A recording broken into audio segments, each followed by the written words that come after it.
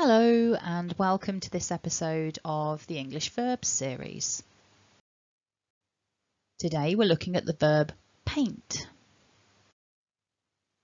So to start with, looking at the orthographic forms, we've got our infinitive to paint and then painted for both past tense and past participle by adding that ed, painting for our ing, and paints with the s for third person.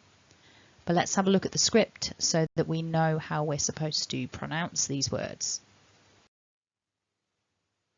So as we see, paint has got that nt, nt ending, and we've got that double vowel, a, in the middle. So paint, paint.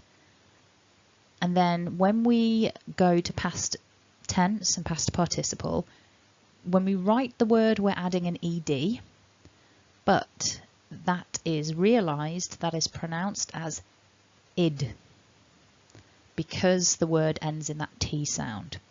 So it becomes painted, not ed. That's the really important thing. Don't say painted. It's not an e, it's just a short I. Painted.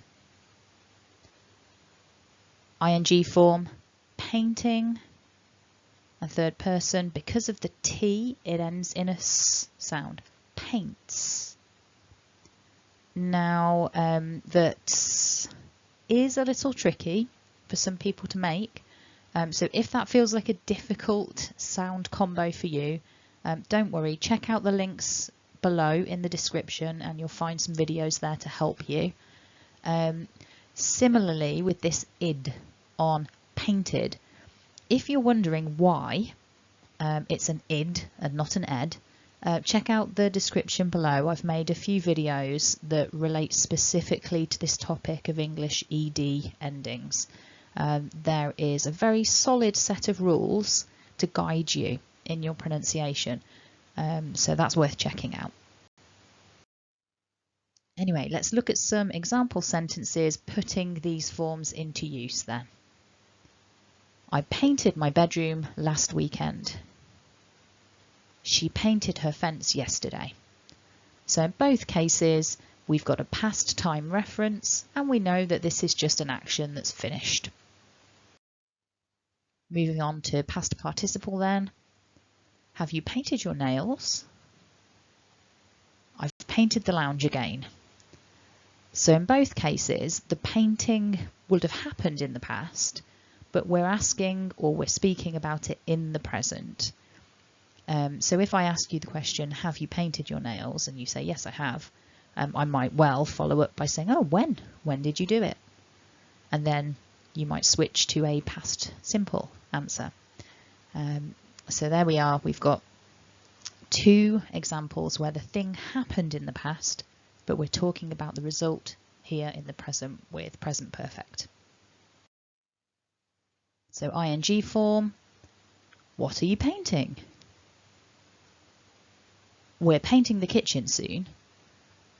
So in the second example, it's a continuous, but it refers to the future because we've got that word soon. We are painting the kitchen. If we didn't have the word soon, if I just said to you, we're painting the kitchen, you could assume I mean it's already started. We're in the process of doing that.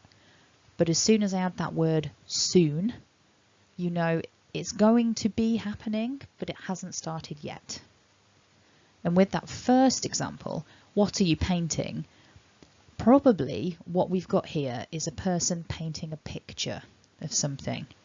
If I'm holding a bowl and I'm painting it, it's quite obvious I'm painting a bowl. But if I've got a blank canvas in front of me and I'm beginning a painting, that's when you might ask that question. So it's slightly different. Literally, I'm painting a picture rather than just putting paint onto some object. And then third person, she paints her nails a different colour every week. He paints such a bad picture of his wife. Now, this second example is idiomatic. To paint a bad picture of somebody means that the way that you talk about them, the way that you describe them, gives people a really negative image of that person. So that's just a nice idiomatic example to finish with. Just to review then, we've got to paint, painted, painted, painting, paints. If you haven't already, then hit like and subscribe to support the channel. And check out the playlist for lots of other verbs that you can practice with. Give the homepage a visit. There are other playlists that you might find useful. Thank you very much for watching and have a lovely day.